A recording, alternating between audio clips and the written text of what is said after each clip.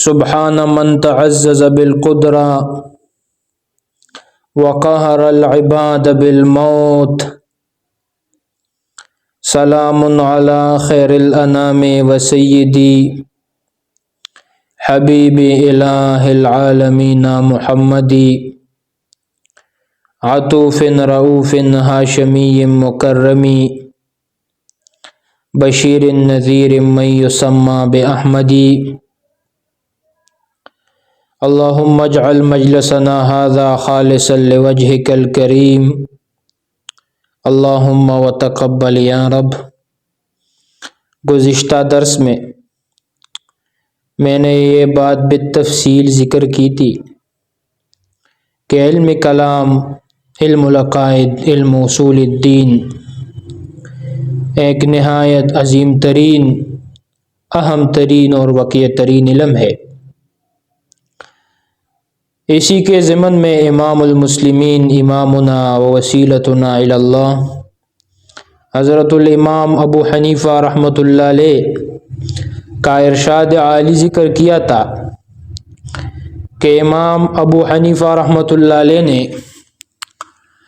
علم العقائد کو علم الاحکام سے زیادہ اہمیت کا حامل علم قرار دیا ہے کہ علم الاحکام سے جہل کی بنا پر بندہ فاسق اور فاجر ہوتا ہے، جبکہ علم العقائد سے جہل کی بنا پر بندہ حد کفر تک پہنچ جاتا ہے۔ اسی وجہ سے علم کلام ایک نہایت شریف ترین علم ہے اور اس کی متعدد وجوہات پچھلے درس میں بیان ہو چکی ہے۔ حضرت امام جلال الدین عبد الرحمن ابن ابی بکر السیوطی الخزیری الطولونی المصری الشافعی المتوفی 911 ہجری ایک اہم مہم ہمارے اسلام کے مایہ ناز علماء دین میں سے گزرے ہیں۔ امام سیوطی رحمۃ اللہ علیہ کے نام سے ہر کسی کو واقف ہونا ضروری ہے۔ امام سیوطی رحمۃ اللہ علیہ نے ایک قول کے مطابق 725 کتابیں تصنیف فرمائی ہیں۔ میری تحقیق کے مطابق حضرت امام جلال الدین سیوطی رحمۃ اللہ علیہ نے 1016 کتابیں تصنیف فرمائی ہیں۔ امام سیوطی رحمۃ اللہ علیہ نے ایک قاعدہ ذکر فرمایا ہے، کثرت الاسماء تدل علی شرف المسمى، اسماء اور ناموں کا زیادہ ہونا، بکثرت ہونا، یہ مسمى کے شرف پر دال ہوتا ہے، اس کی اہمیت کو ظاہر کر دیتا ہے۔ علم کلام کے بھی بہت سے اسامی ہیں، بہت سے نام ہیں، بہت سے اسماء ہیں، جس سے اس قاعدہ کے مطابق علم کلام کا شرف اور فضیلت اور اہمیت اور افخمیت واضح ہو جاتا ہے۔ میں نے متقدمین اور متاخرین، سلف اور خلف کی کتابوں سے علم کلام کے نہایت زیادہ نام اخذ کیے ہیں اور اس کو آپ کے سامنے رکھ دیتا ہوں۔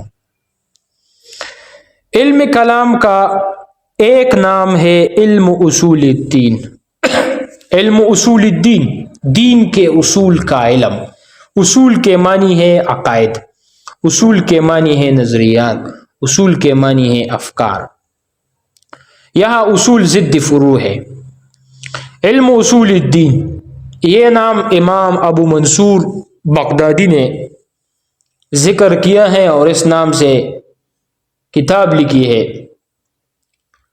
اصول الدین للبغدادی۔ دوسرا نام علم کلام کا علم اصول العقائد ہے۔ یہ باہم اہم ایک معنی الفاظ مترادفہ ہیں۔ علم التوحید، تیسرا نام علم التوحید، یہ امام علم الہدا، امامنا و وسیلتنا الی اللہ، امام ابو منصور الماتوریدی رحمۃ اللہ علیہ کا ہے۔ امام ابو منصور ماتریدی امام اہل سنہ 333 میں المتوفی ہے، اور حضرت امام ابو الحسن اشعری رحمۃ اللہ علیہ 323 میں المتوفی ہیں۔ یہ بات بھی ذہن میں یاد رکھنا چاہیے۔ چوتھا نام علم کلام کا علم الذات والصفات ہے۔ علم الذات والصفات، ذات و صفات کے متعلقہ مباحث کا علم۔ ماشاء اللہ۔ چوتھا نام علم کلام کا علم الاسماء والصفات ہے۔ پانچواں نام علم کلام کا علم الاسماء والصفات ہے۔ پانچواں نام، یہ نام اصل میں حضرت امام بیہقی، امام ابو بکر ابن الحسین البیہقی الشافعی المتوفی 458 ہجری۔ بیہقی دو ہے، ایک ہے امام ابو القاسم بیہقی، یہ حنفی ہے، اور ایک ہے امام ابو بکر البیہقی، یہ شافعی ہے اور شافعیہ کے جرنیل اور وکیل ہے۔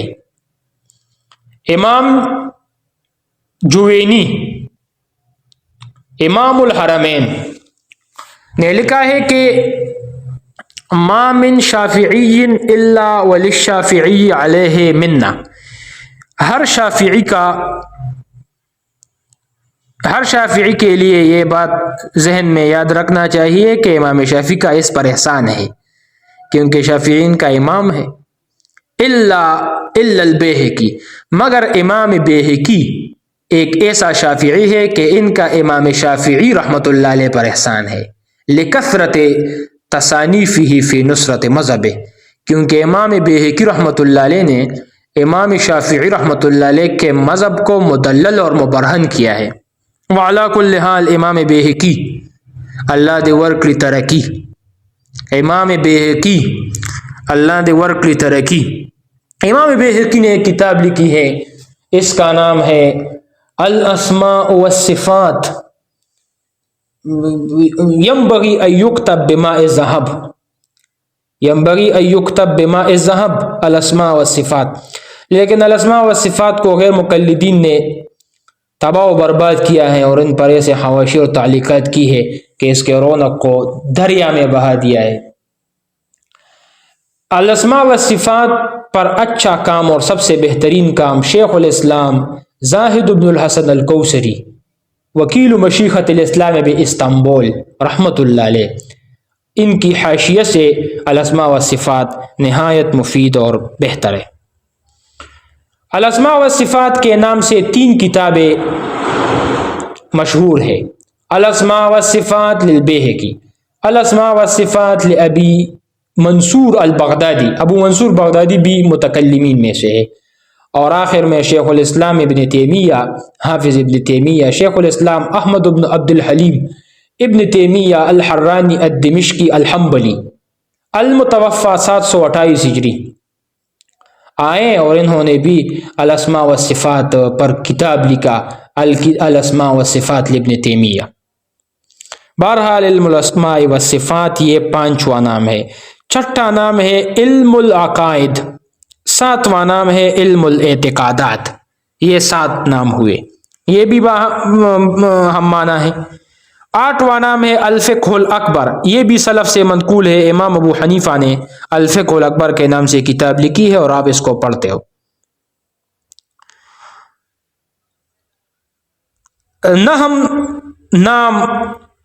9واں نام اس علم کا اسم نہم، نام نہم، 8م نہم دہم۔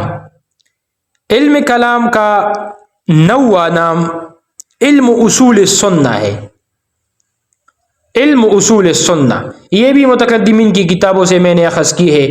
ابن شاہین محدث نے کتاب لکھی ہے شرح اصول اعتقاد اہل السنہ، شرح اصول اعتقاد اہل السنہ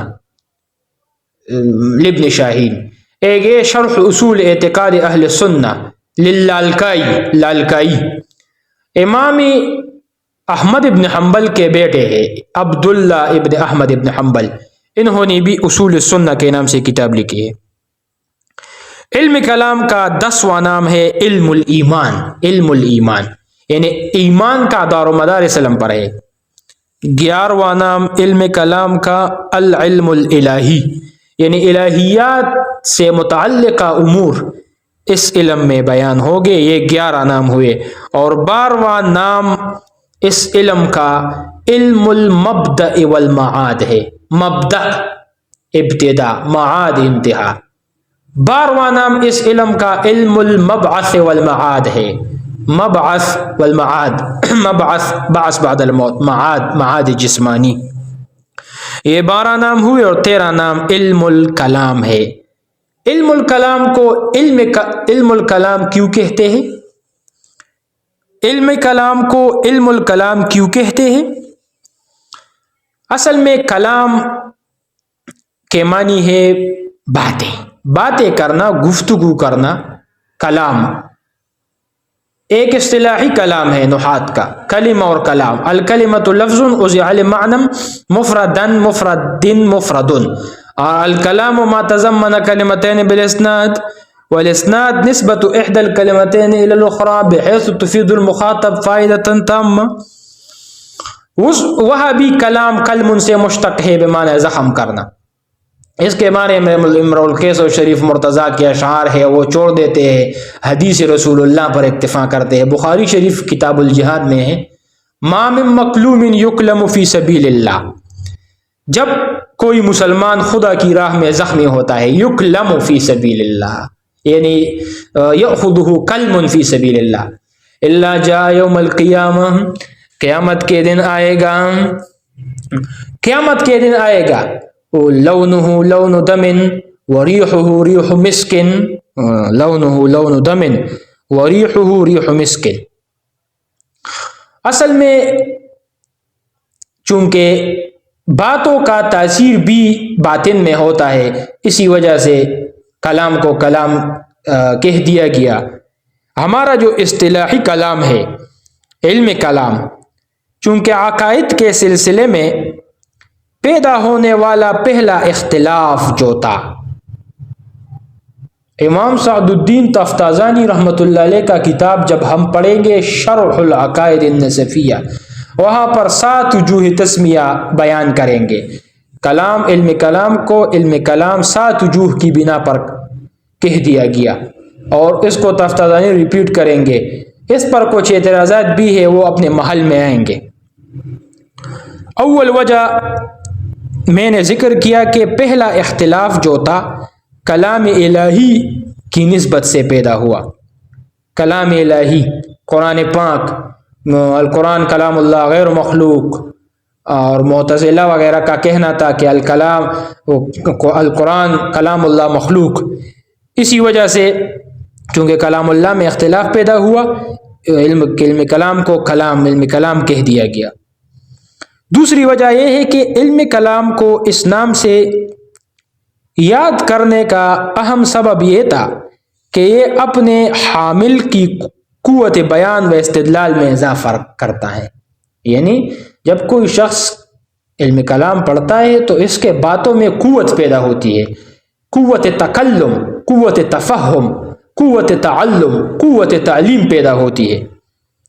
تیسری بنیادی وجہ یہ ہے کہ اس علم کے ماہرین اپنی بات کا جب آغاز کرتے تھے، متکلمین جب اپنے بات کا آغاز کرتے تھے تو کہتے تھے الکلام فی کذا، الکلام فی کذا، بحث اس میں ہوگی، کلام اس میں ہوگا، اب آج یہی بحث ہوگا، اسی وجہ سے اس کو علم الکلام کہہ دیا گیا۔